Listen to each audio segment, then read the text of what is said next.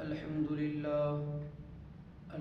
لله وكفى وسلام على عباده الذين اصطفى أما بعد فأعوذ بالله من الشيطان الرجيم بسم الله الرحمن الرحيم لقد كان لكم فيهم أسوة حسنة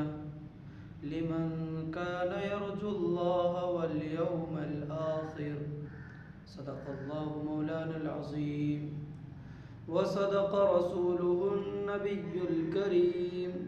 ونحن على ذلك لمن الشاهدين والشاكرين والحمد لله رب العالمين۔ میرے محترم بزرگوں اور عزیز ساتھیوں، اللہ رب العزت کا بے انتہا احسان اور اس کا فضل ہے کہ اللہ رب العزت نے ہمیں دین کی بات سننے اور سنانے کی توفیق عطا فرمائی۔ اللہ رب العزت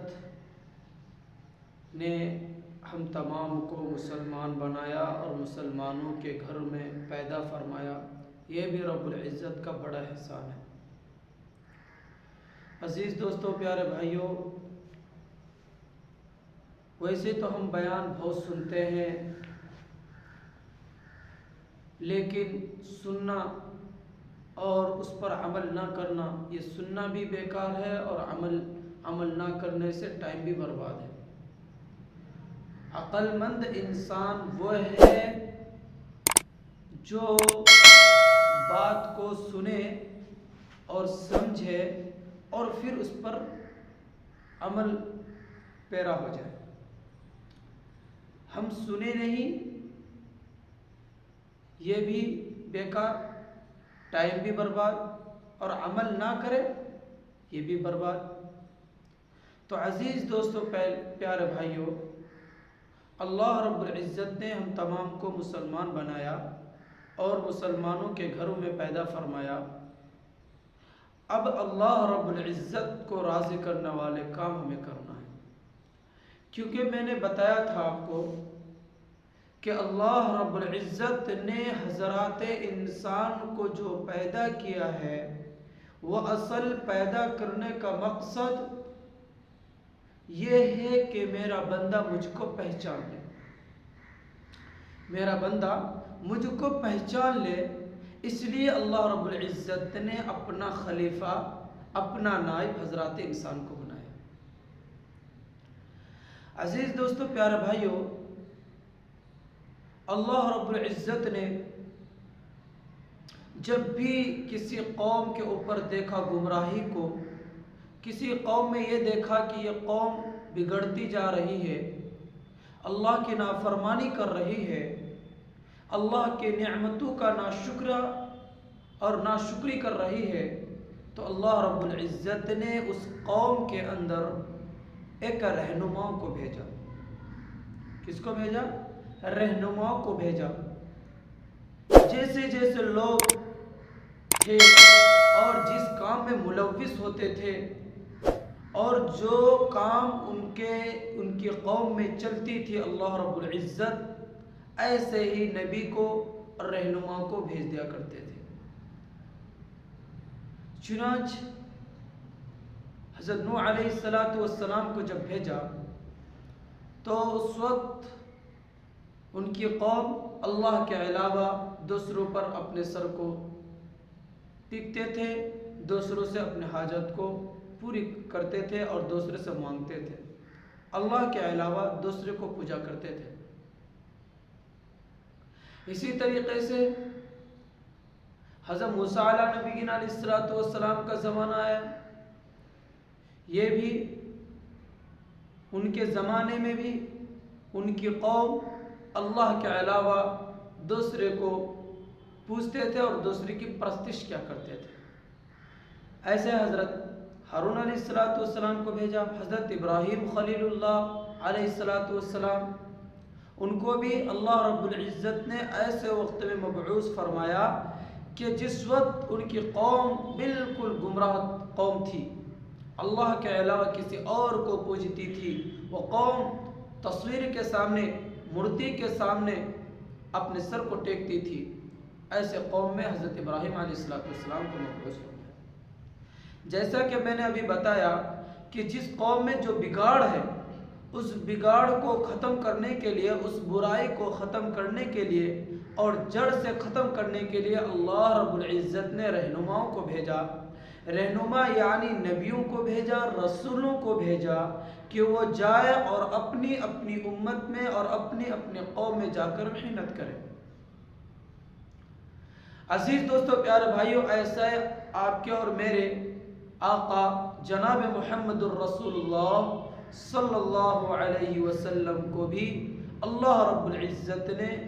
ایسے قوم کے پاس بھیجا تھا جو قوم انسانیت بھول چکی تھی۔ ایسے قوم کے پاس بھیجا جو قوم انسان اپنے اوقات کو بھول چکی تھی اور زندگی ایسے گزارتی تھی وہ قوم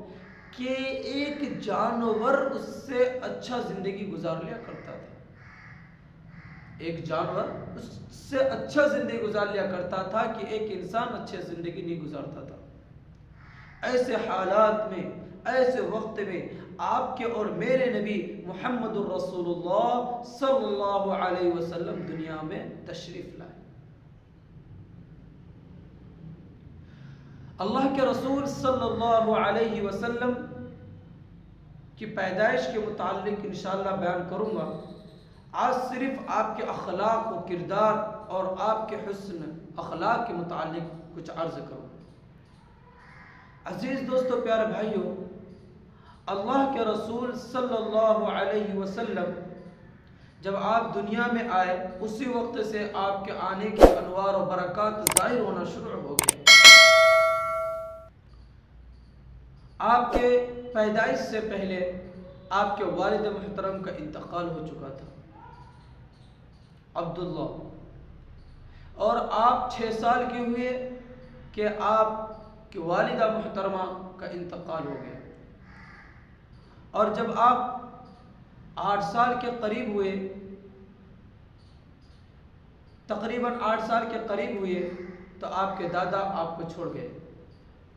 عزیز دوستو، پیارے بھائیوں، آپ کی پرورش کئی جگہ بٹی گئی، کئی آپ ان کے پاس پلے، پھر ان کے پاس پلے، پھر ان کے پاس پلے،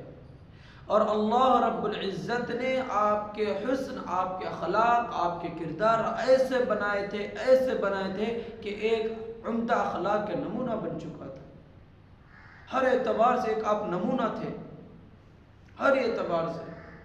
بول کے اعتبار سے، کسی کو کچھ کہنے کے اعتبار سے، عادت و اخلاق کے اعتبار سے، کسی کے کام کرنے کے اعتبار سے، تجارت کے اعتبار سے، بلانے کے اعتبار سے، اچھا سلوک کے اعتبار سے، اٹھنے بیٹھنے کے اعتبار سے، ہر اعتبار سے اللہ کے رسول صلی اللہ علیہ وسلم کی پرورش بہت زبردست ہوئی تھی۔ یہی وجہ تھے کہ آپ کی پرورش کی، اور یہی وجہ تھے آپ کے